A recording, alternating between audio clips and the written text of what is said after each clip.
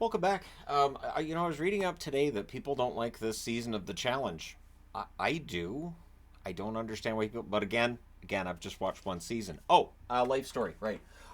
So grades 5 through 7, and I wanted to write down some stuff that I like points I want to touch on. And we'll start off with the grade 7 prom. So we had a prom for when we graduated out of elementary school, and we had sock hops every week when I was in middle school. Which, when I talked to my wife about it, that's a quite different experience than she had in school.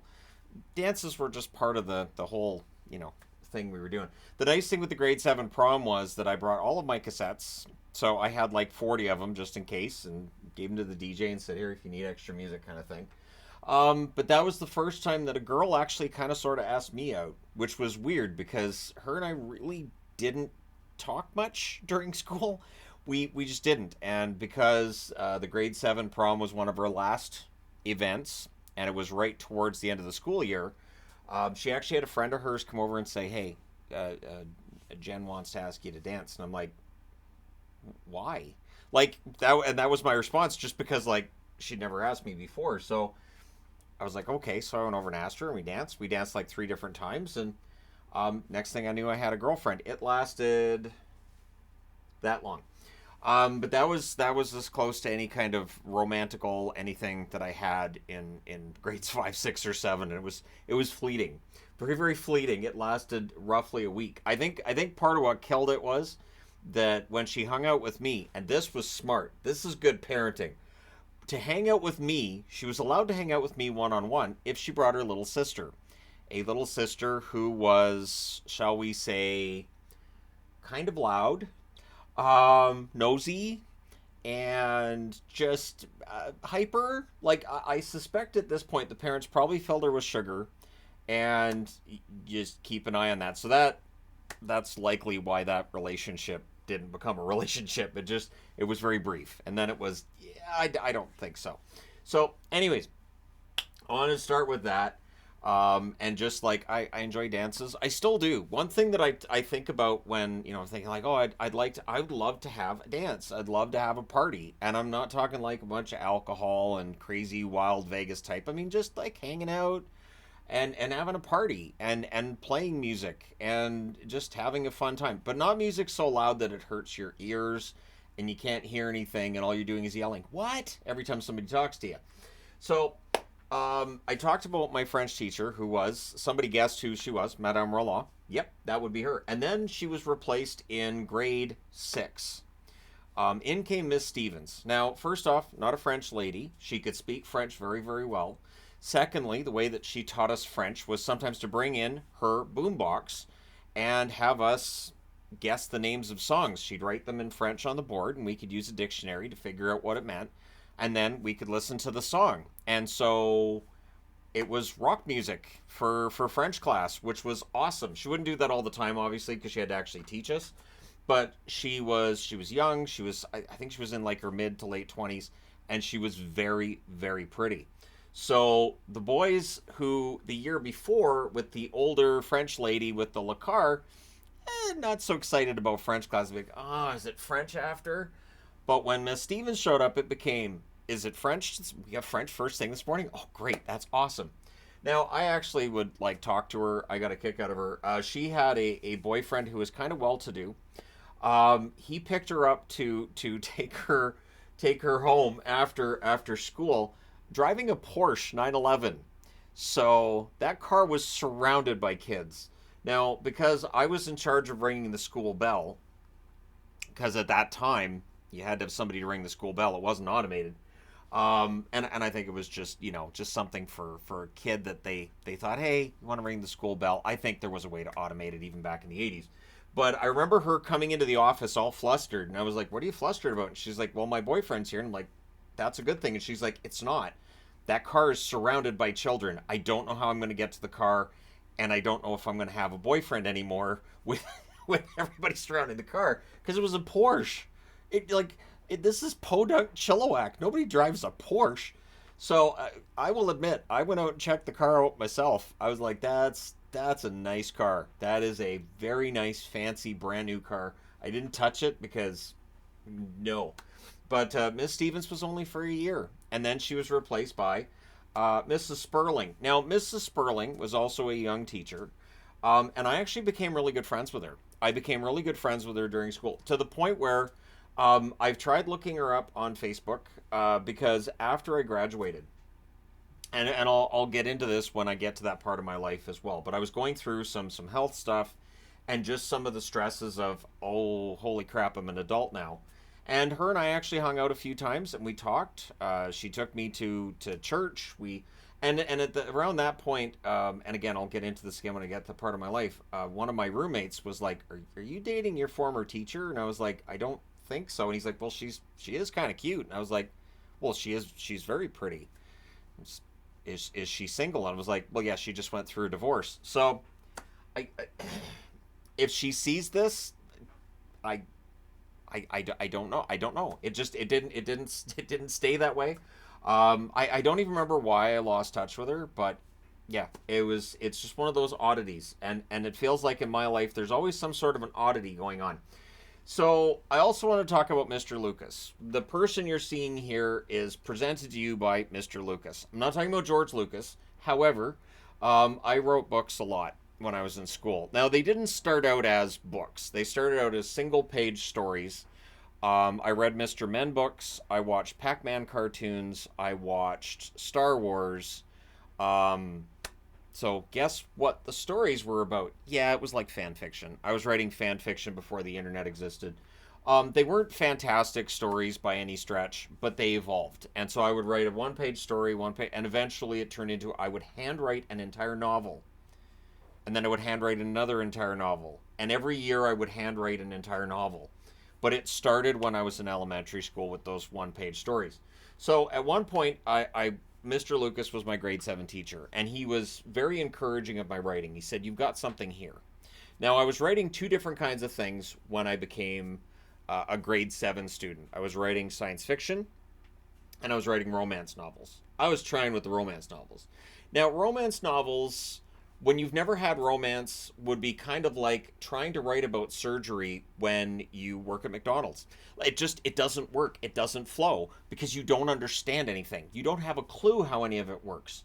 So the romance novels fell flat. And he told me, he was the one person who said to me, he said, "The romance stuff you're writing, I know you enjoy writing it. Don't." He said the science fiction stuff you're writing clearly is better. He said it's a better structured story. And he also gave me a lot of advice on how to write. Because initially, all of my stories were written kind of like scripts. So I had scripts at home from movies and stuff. So I was kind of writing it like scripts, like, just lines and stage direction kind of stuff. And he said, "No, write it like a novel." And so I started doing that. And I think that my writing, that, to the point where I became a YouTuber, I was still doing writing, which sadly has fallen because I don't have the time. I just don't. If I ever actually write a book, it's going to have to go through a ghostwriter because I don't have the time.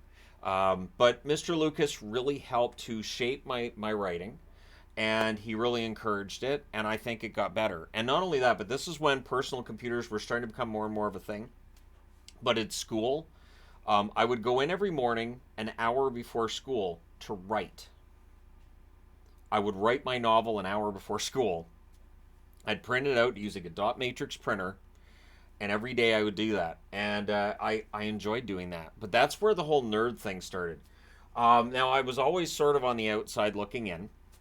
That's always been the thing. And I think, like, everybody thinks of life like you're the main character. You're the main character, everybody else around you is the secondary characters. I think that's why the whole we're all stuck in the matrix thing really catches on because, yeah, I'm the main character. Everybody else is just here to support me. But I think that was something that I kind of felt in the back of my head right from when I was a little kid all the way through. Complete with imaginary friends here and there because sometimes real friends aren't great. Imaginary friends, you can talk to them when you feel like it. If you don't talk to them, they don't care. Most of them don't care. Some of them will get kind of mad, but since they're imaginary, it doesn't matter.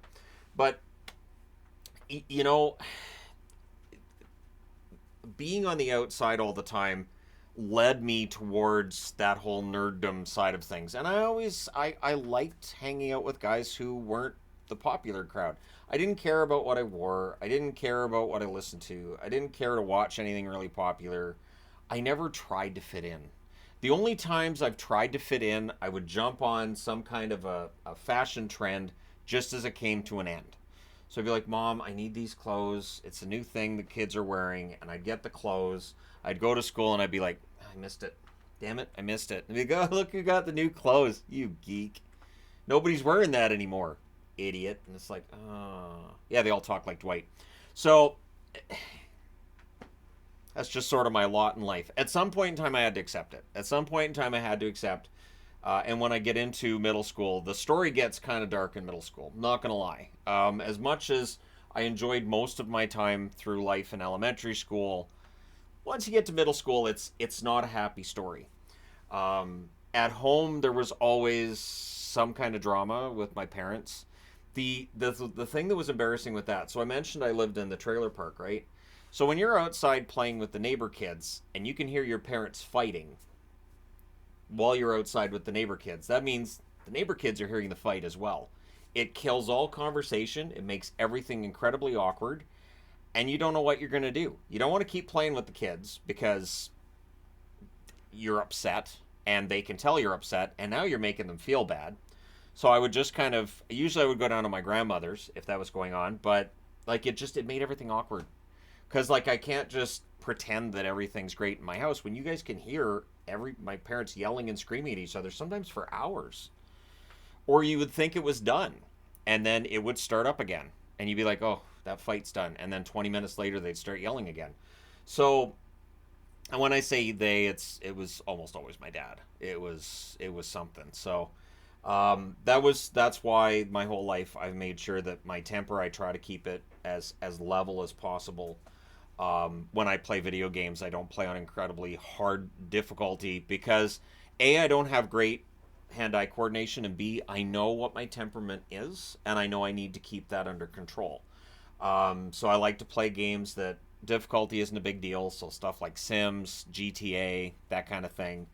I even some of the first-person shooter games, if it's capture the flag kind of stuff, and if we have 10 guys here and you have 6, then we'll gradually get the flags. That I'm fine with. I can hide and make sure that your numbers on your team are higher. I'm really good at finding hiding spots. That's part of being a nerd. You get really good at hiding spots and running. I became a good runner, and I still do the treadmill, and it started when I was a kid. I was never very athletic, but running, I enjoyed running. I enjoyed running. I did it all the time. My friend Chris and I would do that a lot. There was a spot not too far behind the school where we would jog, and the thing was that was a place that we would jog at school. So the school would use that area, and I was like, this is actually a great spot. So all it was just a spiral, and with each round you're getting further in, so that each spiral is smaller.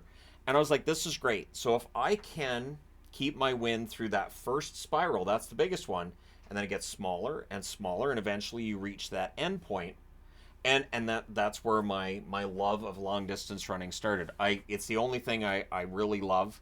At Olympics, when it comes to the Olympics, I will get up at 3 in the morning to watch the entire marathon. And the only thing that drives me nuts is if there's a commercial break and I miss first place being passed. It makes me angry. I think it was the last Olympics where they had commercial breaks, and I was like, wait a minute. Because the marathon used to be an event that they didn't have a commercial break. I remember watching marathons without commercial breaks.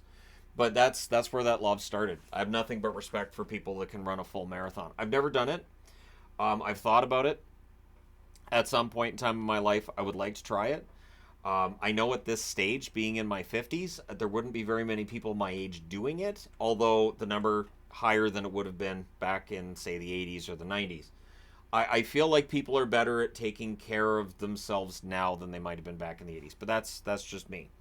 I also wanted to just, while we're having this discussion, so I mentioned in the last video, I always had a crush on girls here and there.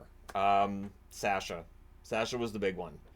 And the thing with Sasha was I had a crush on her in grade 1, and then she came back to our school in grade 7, and I had this huge crush on her, but I was so, I'm trying not to swear.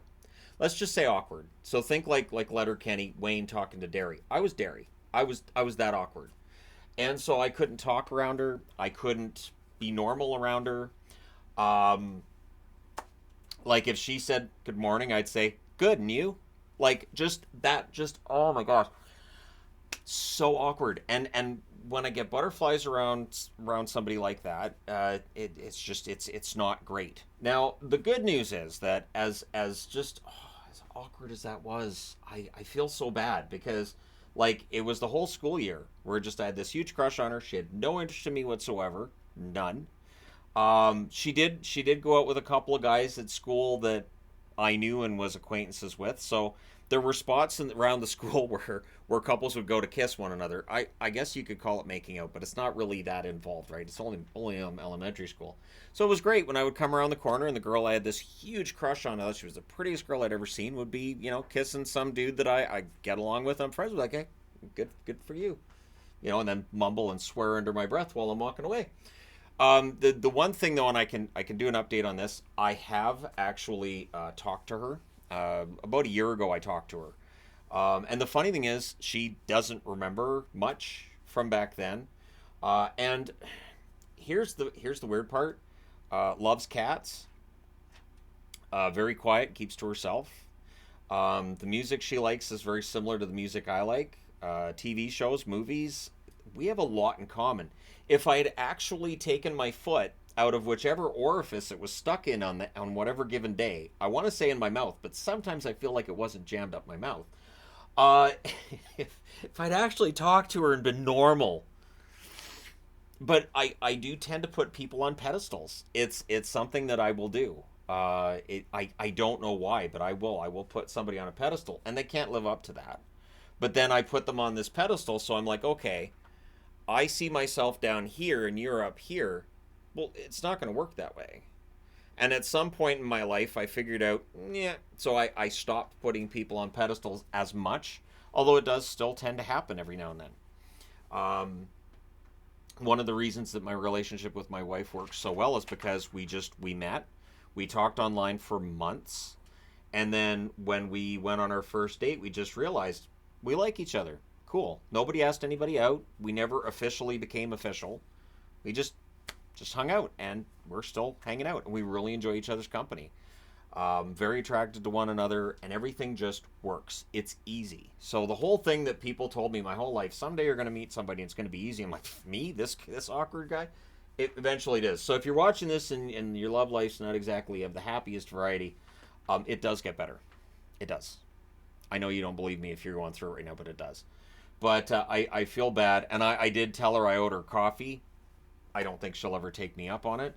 Um, which is too bad because I honestly, and not only that, but considering she's the same age that I am, she doesn't look the same age as me. It's obnoxious. It's obnoxious. Some of the people I went to school with, I'm like, yep, you look the same age as I do. Or in some cases, they look older. In some cases, I'm like, wow, you stayed out of the sun. You've done very well taking care of yourself. And in her case, she looks fantastic. So, and she's got her, you know what, together. And it's nice to see. Good job, does well, and it's a job where she helps other people. So all I had to do was say, hi, how was your weekend? What's up? And just, chat like normal people. No, not me. But that was also too when bullying wasn't as bad as it would get in middle school, but it really did start once I was into grade 6 and grade 7. What didn't end up making it easier was when you're okay. So I have an early birthday, so I was one of the older kids in my class. I also hit puberty early. I hit puberty before I knew what was going on at all. There was no education in school. My parents weren't telling me anything. I didn't know what's going on. And when my mom asked our family doctor, do I give him the talk about the birds and the bees? The family doctor said, yeah, he'll learn it off the streets like I did. Yeah. I had a friend who had an older brother who had some adult magazines, and all that did was traumatize this poor kid right here into, oh yeah, I don't want, I'm not, nope, I'm not doing any of that. So I For all of the, I think that girl's beautiful, that girl's beautiful, no. That was absolutely not in my mind at all. I was like, I don't know. Ugh. But it made everything even worse. When you're already an outcast, or you view yourself as an outcast, so you act like an outcast, which I absolutely did, and you're just making it easier for kids to pick on you. And I had teachers tell me that, saying, you make yourself an easy target. And I'm like, yeah, and this talk isn't helping. Because I didn't have any self-esteem, you make it easy. You're an easy target. It wasn't that I was weaker than the other kids. There were times where I fought back, and I realized, oh, I could beat him up. Like, there were times that I was like, I could beat him up, but I didn't. I felt like, no. Because the one thing I always said to people was, if I fight one of them, I have to fight all of them. Once you get into middle school, that's what it was. It was basically a lot of people. And in elementary school, it wasn't as bad. There were three or four bullies that would become more of a concern for me once I reached middle school. But it was just so awkward. It was just so awkward. There was one point. So the girl here, grade 7 girl, right, that asked me to dance at the prom. I started to realize there were girls that might like me at school, but wouldn't tell me, when there was this group of girls that decided to chase me and pin me down because they wanted to kiss me. And honestly, I knew boys did that with girls, because I did that when grade 3, that kind of thing, which I would like to apologize to everybody for. Not cool. Absolutely not cool. If I could go back in time to me in grade 3, I would grab myself off the schoolyard by the scruff of the neck and say, knock it off. Consent. You go play. Go play with wood, or go jump in a mud puddle. There was always mud puddles. So these girls are chasing me, and all of a sudden my brain went, wait a minute. These girls, who are not bad looking girls, they're trying to chase you, to apparently to kiss you. Why are you running? So I fell down. I faked a fall. I absolutely did. And yeah, they did, which was kind of nice. It was kind of a highlight of elementary school right there. So again, if you're watching, thanks. It's just because I didn't have many of those, so thanks. But it was just this awkward time because I had hit puberty. Grade 5, I had Miss Webb. She was fantastic. I had A honors with her. Grade 6, it was Mr. Rostad. Really enjoyed Mr. Rostad as a teacher. He was no nonsense, but he was also fun. And like I said, Mr. Lucas in grade 7, fantastic. And my grade 7 class was a split between grade 6 and 7. And that was where I started to figure out that for whatever reason, I got along better with kids in a grade behind me. And that would continue all the way through school. So in grade 12, a lot of my best friends were in grade 11. And that I don't know why that is. And so, my wife is 8 years younger than I am. It's not a surprise. I've always got along with people who are younger than me. It's just, and I have no idea, because I don't consider myself to be immature, because after school I would hang out with teachers. I absolutely loved hanging out with the teachers because I was a nerd. Doesn't help either if you have a bad reputation, or if people are picking on you if they see you hanging out with teachers. It just doesn't. It just does that doesn't help. But at any rate, yeah, elementary school turned out to be pretty good. And when I'd have really bad days in middle school, I'd go back to my elementary school after school was done. I'd go back there and see my teachers, Mrs. Sperling especially, because I want to say I used to meet her in the library a lot. I think she did librarian work too, and so we would talk in the library, and we would talk for like an hour. So we would end up having to leave because the school was closing. And it got frustrating at times, where I was like, I fit in better with certain people, and it's not like I can ask her, can you go be a teacher at my middle school so my grades will get better, or at least I'll have a better experience. And like I said, and then we were friends outside of school, but can I find her now? No. I've tried. My guess is she got remarried. My guess is that, at this point she'd be in her 60s. So yeah, who knows? Maybe she sees this and messages me. There's always that chance. I have thought about that. I've thought about how, with both channels being as big as they are, there could be people, and I've seen people in the comments that I've worked with, people I've gone to school with. I've had people reach out to me that I worked at summer camp with. I've had people reach out to me who I've worked with at various jobs and said, hey, I can't believe your success. That's great. So maybe some of the people I put on the board end up reaching out at some point, but that remains to be seen. Anyways, I just wanted to further the story. I think the other story stuff from here I will probably be posting to go live while we're on vacation. So this is likely where the story ends. I do intend to do other videos for this channel before we leave, but this is where the life story part ends. But yeah, this is part of the reason why I love the show The Goldbergs, because when I watch The Goldbergs, I'm like, yeah, that's a pretty accurate way of portraying school. And there's some ways that I totally identify with the main character in that show, where I'm like, yeah, that I'm like Adam right there. That's very, yeah, I would have handled that situation that way, and it would have gone just as badly as it did for him. Good show, good show. All right, thank you guys so much for all your support as always. I try my best to be as transparent as possible, because I've gone through a lot, and mental health stuff gets mentioned a lot. There's another hockey player now that's dealing with mental health stuff. I have fought with that my whole life. I still do. It's not a battle you win. It's just a battle that you keep fighting. That's really the story when it comes to that. It's not like you look, you go, oh, yeah, I used to have really low self-esteem, and I used to get depressed at times. I'm so glad that doesn't happen to me ever at this stage. It's not as common as it used to be, but it still happens. I went through, these holidays were really tough for me.